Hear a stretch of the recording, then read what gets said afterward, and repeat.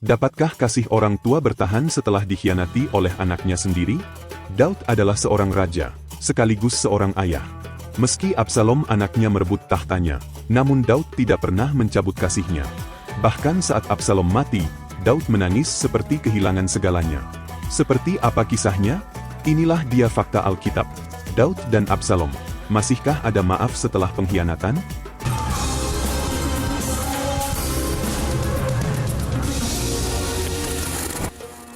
Absalom, anak dari istri raja yang bangsawan. Absalom adalah anak ketiga Daud, lahir dari istrinya yang bernama Ma'akha binti Talmai, Raja Gesur. 2 Samuel 3 ayat 3. Ini menjadikan Absalom sebagai pangeran yang bukan hanya berasal dari keturunan Daud, tetapi juga berdarah bangsawan dari kerajaan Gesur, sebuah wilayah kecil di utara Israel. Dengan latar belakang ini, Absalom memiliki potensi besar, baik secara politik maupun sosial, untuk menjadi tokoh penting di Israel. Absalom juga dikenal karena penampilannya yang luar biasa. Alkitab mencatat bahwa, di seluruh Israel tidak ada yang begitu dipuji karena ketampanannya seperti Absalom. 2 Samuel 14 ayat 25. Dari dendam keluarga ke pemberontakan terbuka. Konflik antara Daud dan Absalom bermula dari tragedi dalam keluarga kerajaan. Absalom memiliki saudari kandung bernama Tamar.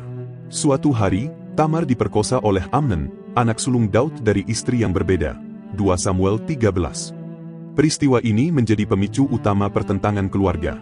Daud, meskipun marah, tidak mengambil tindakan tegas terhadap Amnon. Ini melukai hati Absalom yang merasa keadilan tidak ditegakkan untuk saudarinya. 2 tahun kemudian, Absalom menyusun rencana pembalasan. Ia mengundang Amnon ke pesta domba di Baal-Hazor dan memerintahkan para hambanya membunuh Amnon saat sedang mabuk. 2 Samuel 13 ayat 28-29. Setelah itu, Absalom melarikan diri ke Gesur dan tinggal di sana selama 3 tahun. Selama masa pelariannya, Daud merindukan Absalom tetapi tidak segera memanggilnya kembali. Akhirnya, melalui perantaraan Yoab, Absalom diizinkan kembali ke Yerusalem, namun Daud tidak langsung mau menemuinya. 2 Samuel 14. Hubungan ayah anak ini tetap dingin selama 2 tahun setelah kepulangan Absalom ke Yerusalem. Tidak puas dengan sikap ayahnya yang seolah-olah mengabaikannya, Absalom mulai meraih simpati rakyat.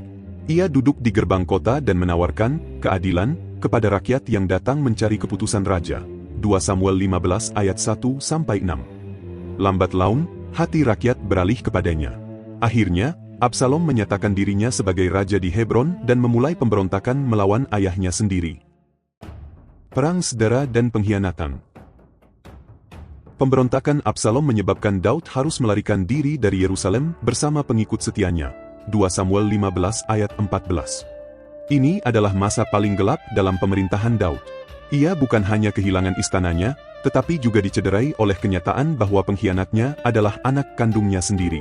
Dalam pelariannya, Daud mengalami penderitaan fisik dan emosional. Ia menangis dan berjalan tanpa alas kaki, kepala tertunduk, tanda duka cita mendalam. Beberapa orang tetap setia kepadanya, tetapi yang lain, seperti Ahitofel, penasihatnya, justru membelot ke pihak Absalom. Akhirnya, pertempuran besar terjadi di hutan Efraim. Pasukan Daud, yang dipimpin oleh Yoab, berhasil mengalahkan pasukan Absalom. Saat mencoba melarikan diri, Absalom yang sedang menunggangi bagal tersangkut pada dahan pohon karena rambutnya yang panjang dan lebat. Ia tergantung di pohon, dan dalam kondisi itu Yoab menikamnya sampai mati. 2 Samuel 18 ayat 9-15. Daud, cinta ayah yang tidak padam. Respon Daud terhadap kematian Absalom sungguh menyayat hati. Meskipun Absalom telah berkhianat, menyakiti hati ayahnya, bahkan mencoba merebut tahta, Daud tetap melihatnya sebagai anak yang dikasihinya. Ketika mendengar kabar kematian Absalom, Daud menangis terseduh-seduh dan berkata, "Anakku Absalom, anakku, anakku Absalom. Ah, kalau aku mati menggantikan engkau, Absalom, anakku, anakku." 2 Samuel 18 ayat 33. Tangisan ini bukan hanya ungkapan duka seorang raja kehilangan pewaris tahta, tetapi seruan dari seorang ayah yang hatinya hancur. Cinta Daud tidak bersyarat. Ia mencintai Absalom meskipun ia adalah musuh politiknya. Inilah kasih seorang ayah yang tidak dipengaruhi oleh perbuatan anak, tetapi oleh ikatan darah dan hati. Masihkah ada maaf? Kisah Daud dan Absalom bukan sekadar tragedi keluarga, melainkan gambaran nyata akan kompleksitas hubungan manusia, cinta, pengkhianatan, keadilan, dan pengampunan. Di balik posisi Daud sebagai raja, kita melihat sosok seorang ayah yang tetap mengasihi anaknya, bahkan ketika telah dikhianati. Tangisan Daud atas kematian Absalom menunjukkan betapa dalamnya kasih seorang ayah yang tidak pernah padam, meski hatinya telah dilukai. Melalui kisah ini, kita belajar bahwa relasi, terutama dalam keluarga, tidak selalu berjalan mulus. Bahkan orang terdekat bisa menjadi sumber luka yang paling dalam. Namun justru dalam luka itu, kasih sejati diuji. Daud menjadi cermin dari kasih Allah yang rindu memulihkan, bukan menghukum. Sama seperti Daud meratapi anaknya, Allah pun merindukan setiap anaknya yang menjauh untuk kembali ke pelukannya. Sebagai orang Kristen, kita dipanggil bukan untuk membalas, melainkan untuk meneladani kasih yang memaafkan.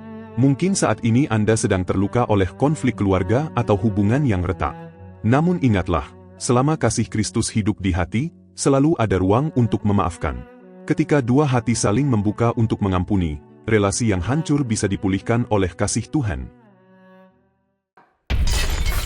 Pada dasarnya ayah kamu adalah orang yang baik, ramah dan juga sangat mencintai kita.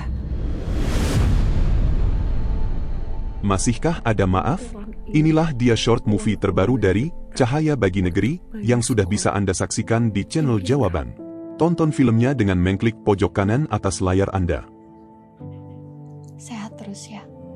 Entah kenapa, ibu tetap percaya bahwa suatu hari nanti ayah bisa kembali kayak dulu. Jika Anda sedang mengalami pergumulan dalam hubungan atau membutuhkan dukungan rohani, kami, Cahaya Bagi Negeri, siap mendoakan Anda. Hubungi kami di nomor yang tertera di layar kaca Anda. Karena konselor-konselor kami siap mendengar, melayani dan berdoa untuk Anda. Mari, hubungi kami saat ini juga. Demikian fakta Alkitab hari ini. Tuhan Yesus memberkati.